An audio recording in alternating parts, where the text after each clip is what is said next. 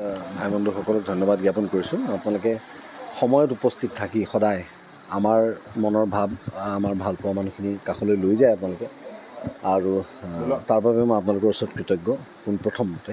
আৰু দ্বিতীয়তে আজি চামগুৰি সত্ৰলৈ আহিছোঁ আমি, মুখা সত্ৰ। তাত সত্ৰাধিকাৰ আমি হেমচন্দ্ৰ গোস্বামী ডাঙৰীয়াৰ লগত কথা পাতিলোঁ। প্ৰভুৰ লগত কথা পাতি ইমান ভাল লাগিলে মনটো। আৰু পুনৰবাৰ আজি আচলতে মই আকৌ এবাৰ গৌৰৱ অনুভৱ কৰিছোঁ অসমীয়া হিচাপে, যে আমাৰ হাতত আচলতে কি কি আছে সেয়া অনুভৱ কৰিছোঁ। আমি আহিছিলোঁ ৰুদ্ৰৰ প্ৰচাৰ বা ৰুদ্ৰ চোৱা যিসকল দৰ্শক তেওঁলোকৰ ওচৰত আমাৰ কৃতজ্ঞতা জ্ঞাপন কৰিবলৈ, কিন্তু আচলতে আমি তাতকৈ বেছি লৈ যাম এতিয়া হাতত।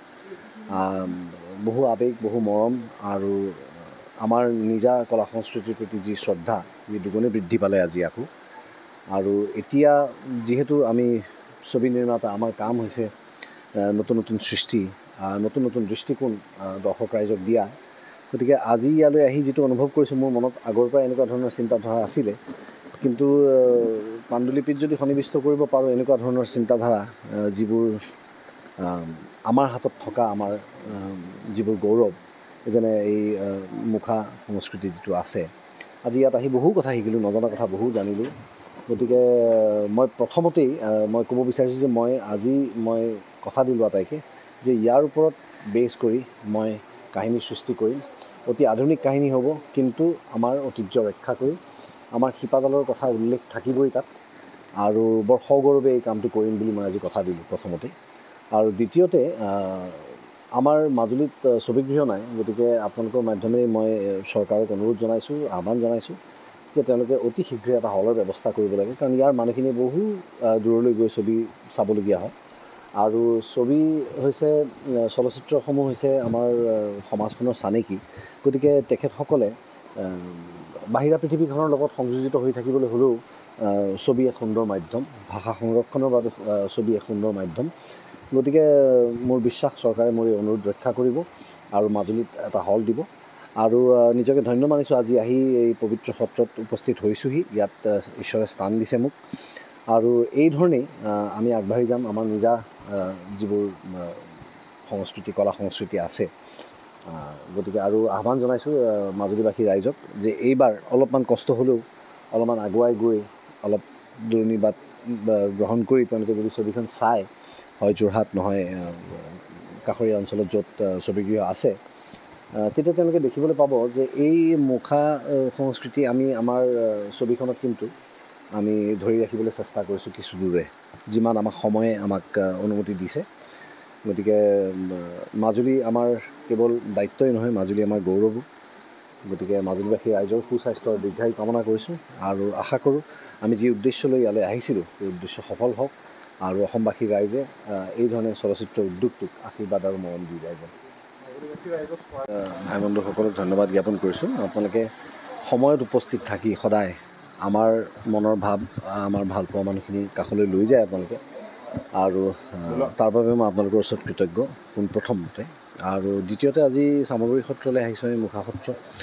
তাত সত্ৰাধিকাৰ আমি হেমচন্দ্ৰ গোস্বামী ডাঙৰীয়াৰ লগত কথা পাতিলোঁ।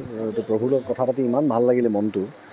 আৰু পুনৰবাৰ আজি আচলতে মই আকৌ এবাৰ গৌৰৱ অনুভৱ কৰিছোঁ অসমীয়া হিচাপে, যে আমাৰ হাতত আচলতে কি কি আছে সেয়া অনুভৱ কৰিছোঁ। আমি আহিছিলোঁ ৰুদ্ৰৰ প্ৰচাৰ বা ৰুদ্ৰ চোৱা যিসকল দৰ্শক তেওঁলোকৰ ওচৰত আমাৰ কৃতজ্ঞতা জ্ঞাপন কৰিবলৈ, কিন্তু আচলতে আমি তাতকৈ বেছি লৈ যাম এতিয়া হাতত। বহু আৱেগ, বহু মৰম, আৰু আমাৰ নিজা কলা সংস্কৃতিৰ প্ৰতি যি শ্ৰদ্ধা, যি দুগুণে বৃদ্ধি পালে আজি আকৌ। আৰু এতিয়া যিহেতু আমি ছবি নিৰ্মাতা, আমাৰ কাম হৈছে নতুন নতুন সৃষ্টি, নতুন নতুন দৃষ্টিকোণ দৰ্শক ৰাইজক দিয়া। গতিকে আজি ইয়ালৈ আহি যিটো অনুভৱ কৰিছোঁ, মোৰ মনত আগৰ পৰা এনেকুৱা ধৰণৰ চিন্তাধাৰা আছিলে, কিন্তু পাণ্ডুলিপিত যদি সন্নিৱিষ্ট কৰিব পাৰোঁ এনেকুৱা ধৰণৰ চিন্তাধাৰা, যিবোৰ আমাৰ হাতত থকা আমাৰ যিবোৰ গৌৰৱ, যেনে এই মুখা সংস্কৃতি যিটো আছে, আজি ইয়াত আহি বহু কথা শিকিলোঁ, নজনা কথা বহু জানিলোঁ। গতিকে মই প্ৰথমতেই মই ক'ব বিচাৰিছোঁ যে মই কথা দিলোঁ আটাইকে, যে ইয়াৰ ওপৰত বেছ কৰি মই কাহিনী সৃষ্টি কৰিম।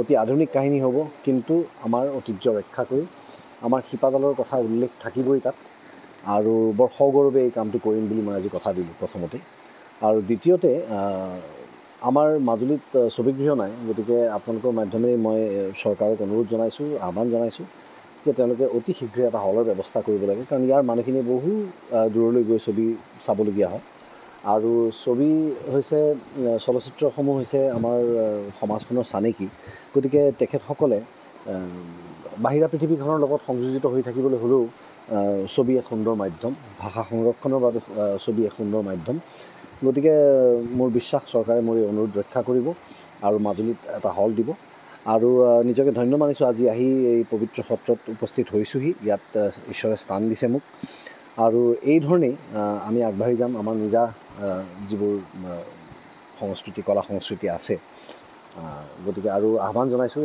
মাজুলীবাসী ৰাইজক যে এইবাৰ অলপমান কষ্ট হ'লেও অলপমান আগুৱাই গৈ অলপ দূৰণি বাট গ্ৰহণ কৰি তেওঁলোকে যদি ছবিখন চায় হয় যোৰহাট নহয় কাষৰীয়া অঞ্চলত য'ত ছবিগৃহ আছে তেতিয়া তেওঁলোকে দেখিবলৈ পাব যে এই মুখা সংস্কৃতি আমি আমাৰ ছবিখনত কিন্তু আমি ধৰি ৰাখিবলৈ চেষ্টা কৰিছোঁ কিছু দূৰে যিমান আমাক সময়ে আমাক অনুমতি দিছে গতিকে মাজুলী আমাৰ কেৱল দায়িত্বই নহয় মাজুলী আমাৰ গৌৰৱো গতিকে মাজুলীবাসী ৰাইজৰ সুস্বাস্থ্যৰ দীৰ্ঘায়ু কামনা কৰিছোঁ আৰু আশা কৰোঁ আমি যি উদ্দেশ্য লৈ ইয়ালৈ আহিছিলোঁ সেই উদ্দেশ্য সফল হওক আৰু অসমবাসী ৰাইজে এই ধৰণে চলচ্চিত্ৰ উদ্যোগটোক আশীৰ্বাদ আৰু মৰম দি যায় যেন যিকোনো খবৰৰ বাবে যোগাযোগ কৰক 7099017330 লগতে 7099017110 নম্বৰত